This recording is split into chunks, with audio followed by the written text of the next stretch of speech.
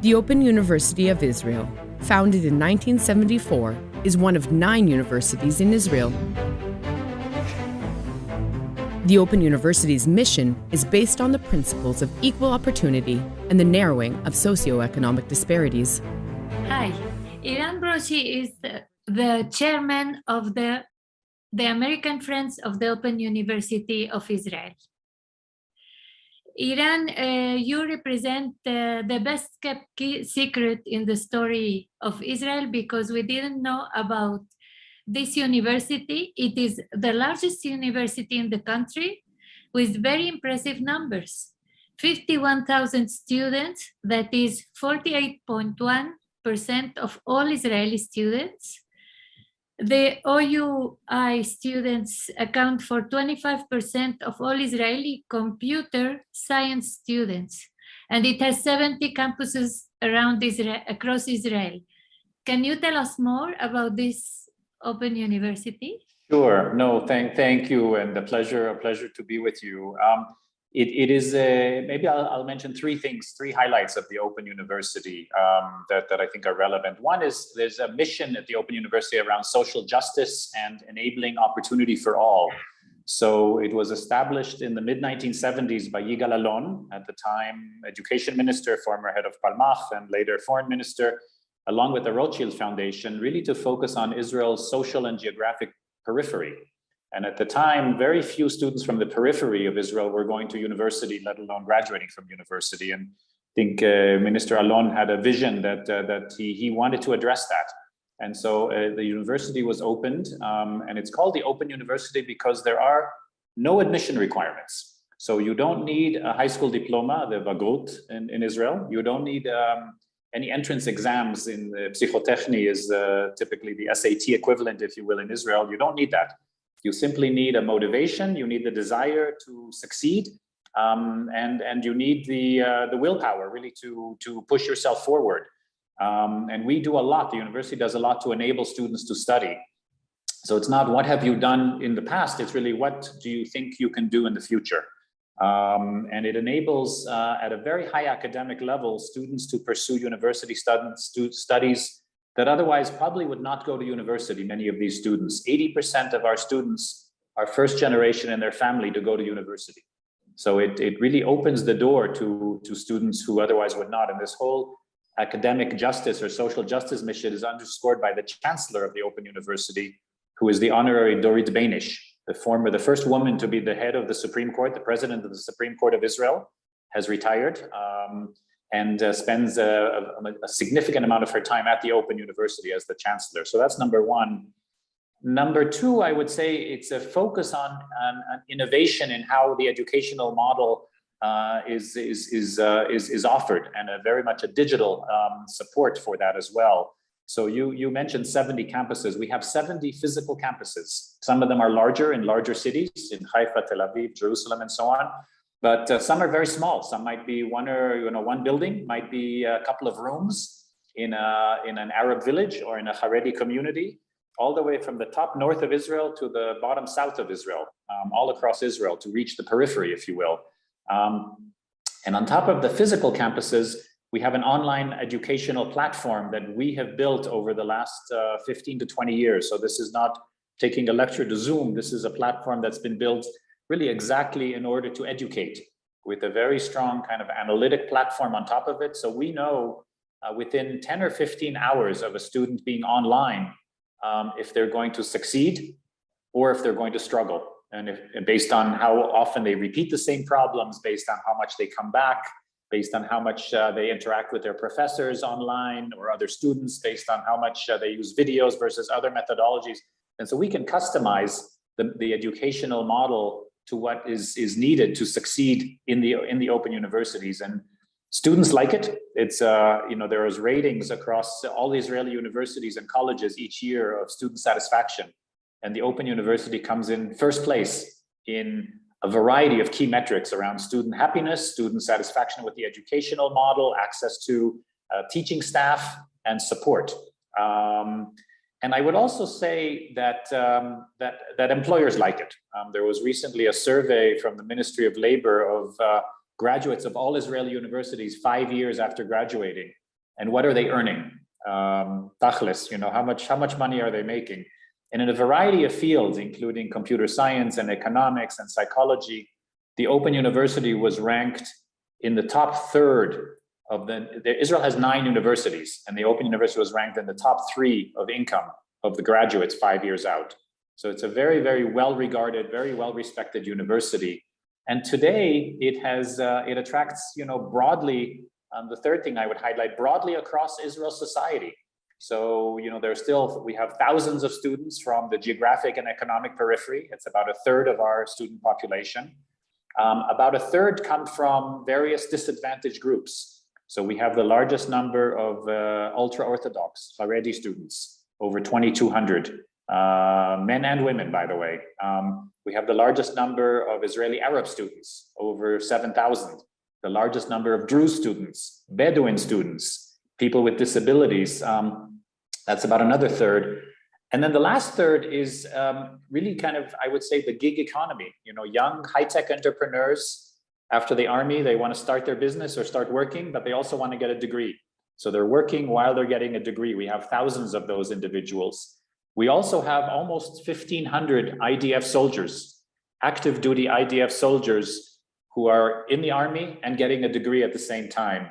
And 4 of the 70 campuses we have are on IDF intelligence bases, including the 8,200 cyber unit that I'm sure people have heard about.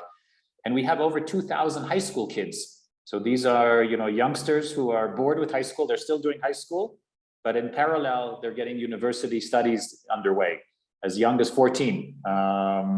So it has become the largest university, to your point. You mentioned 51,000. It's actually 53,000 this year. Wow. It grows. And 53,000 just in the context of, I live in the US, in the context of a US university, that would be the equivalent of about a 2 million person university in the US. 53,000 in a small country like Israel, equivalent to 2 million in the US. So it's a huge university, twice as large as any other university in Israel. And probably the best kept secret of universities in the country. Yes, sure. And what about foreign students? What are the conditions to study at the Open University? So it is open by virtue of its name to anyone without any prerequisites. So you can simply register and start taking courses. You can do it from anywhere in the world. And the university is primarily in Hebrew. So I will say, if you're fluent in Hebrew, you're welcome to study from anywhere in the world. And as we know, Israelis are everywhere. And so we have students, the majority in Israel, but we have students in many, many countries across the world. They take their exams at the nearest Israeli embassy or consulate. And so it is a global, open globally, but you have to speak Hebrew. So anybody from Mexico is highly welcomed as well to register and start pursuing studies at the Open University. If he speaks Hebrew. If their Hebrew is strong, that's helpful. Now, are there any collaborations between or collaboration plans between OUI and Mexican institutions? So we have not yet pursued that, and it's an interesting area. We are. We have collaborations with a variety of other universities in Israel in particular. So, a lot of our research labs, for example, we are collaborating with research labs at the Hebrew University, at the Technion, at the Weizmann, etc. And we are open to other conversations with other universities and are starting to think about that, but that has not yet happened. Now, among your graduates, there is the Uber Israel CEO and the founders of Datorama and eToro. What are the keys to your university success? I would say that we are open to everybody. We don't create entry barriers. We really try to make it easy to start studying. And not everybody, has grown up in the urban areas of Tel Aviv or Haifa or Jerusalem. There's a very large part of the Israeli population in the periphery. or people who simply want to have a flexible way to work as well as study at the same time. And so we offer the ultimate flexibility, the ultimate sort of, I'd say, digital solution, the new economy solution to education. Much as Uber has disrupted, to mention one name that you mentioned, Uber has clearly disrupted the car industry or the taxi industry and Airbnb and so on. We think the open universities have largely maintained the same model of, you go to a lecture hall and a professor stands in front of you and lectures to you until the pandemic hit, where now every university has gone to Zoom. But we have been developing this model of online plus physical campuses for 20 plus years. And we have, and so I think the key to success is that you need to be motivated, and we push you to be motivated, we help you. But we find that our students, exhibit, because you're learning heavily online, it's not easy. Not everybody can sit in front of a computer and, push themselves or interact with other students and professors online. It takes a certain amount of discipline. It takes a certain amount of motivation. And we see that our students develop, that focus, that discipline, that motivation, but also that perseverance to really push themselves. And that's why we have, as you mentioned, 10 to 15 of the last high-tech CEO exits have been CEOs or companies founded or co-founded by Open University of Israel graduates. You will find many Open University of Israel graduates in municipal leaders, in IDF leaders, in the army and business leaders, and also in the Knesset, by the way. 16 of the current members of the Knesset are graduates of the Open University of Israel. Wow, this is an amazing number. Whether that's good or not, I'm not sure, but they're there. And now, what careers do you teach? So we have 8 faculties, and that cover kind of a broad range of studies, from Jewish studies, Judaic studies, to education, to the social sciences. But we also we have a business school, we have an economics faculty, and we have a very large focus as well on STEM, so science, technology, engineering, and math. So 35 to 40% of our students are studying computer science and math, or engineering or natural sciences, which of course is, we all know the Israeli startup nation and innovation nation. The demand is incredibly high for students, with that background. And so 35 to 40% of our 53,000 students are studying STEM, which accounts for about a quarter of all STEM students across all Israeli universities. So we are a huge feeder into the Israeli innovation ecosystem today and going forward. Wow, very impressive. And now, in 1976, OUI was established by Yigal Allon. Yigal Allon was a commander of the Palmach and a former Minister of Education. How does this fact represent the education vision of Israel? And what are its consequences today? Yeah, no, very, very interesting question. I mean, Yigal Allon, of course, after Palmach, education minister, later foreign minister, so a very, one of the builders of the state of Israel. And he had a vision, and the vision was that Israel, at the end of the day, does not have many natural resources. A little bit of natural gas now, but at the end of the day, the natural resource really is Israel's human resource, its brain power. And Israel lives in a pretty tough neighborhood. I think we would all agree with that. And I think the vision at the time, and it's probably become even more relevant today, was that we have to educate and provide high skills to all of Israel's population, wherever they are, not just in the major urban areas. And if we don't do that, we're losing a real opportunity to leverage the human talent that Israel has. And in the periphery, geographic periphery of Israel is not a huge country, but people don't tend to move to other cities or commute long distances to go to university as they do in the US, for example. And so bringing education to the periphery geographically was a critical part of the vision, and therefore many campuses, so that you don't have to travel, the university travels close to you. But also the social periphery of Israel. Israel has very high income inequality, as we know. It's a very heterogeneous society, a lot of different groups within Israeli society that are, not necessarily part of the upward mobility and the innovation Israel economy. The Haredi, ultra-Orthodox Haredi population, the Arab Israeli population are the largest segments, if you will, that are not as integrated into Israel's society. And so I see two main impacts of that on the future of Israel. If you think about the economic engine of Israel, it very heavily is the innovation engine, is the startup nation engine of that. It's about 20 or 30% of the economy, but it's really what has allowed Israel to be a very successful economy over the last number of decades, and all of the intellectual patents and so on that has come out. It's enabled, I think, in many ways, the Abraham Accords, many other things that have made Israel respected and feared in some ways in the region has been because of the economic engine of Israel.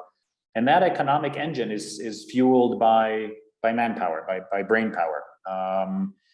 There was, as we all know, a very large wave of immigration from the former Soviet Union 20, 30 years ago that brought roughly 1 million new immigrants, many with high skills. And that was, hugely valuable to the state of Israel in terms of the innovation capability now 20, 30 years later. But that immigration wave is largely over. And we see trickles of immigration from various places, France, maybe a few from Mexico, a few from the US, but Israel's gonna have to grow this talent at home. And we have a problem. And the problem is that about 1/3 of Israel's population, the Israeli Arabs, 20%, and the ultra-Orthodox, 13%, between the two of them, 1/3 of Israel hardly go to university. Very few of that 1/3 of Israel's population. And the problem is only going to get worse because that 1/3, because of high birth rates, is growing faster than the rest of the population. So if you look 30, 40 years from now, half of Israel's population will be comprised, forget the territories, the occupied territories, but just of the Arab Israelis and the ultra-Orthodox.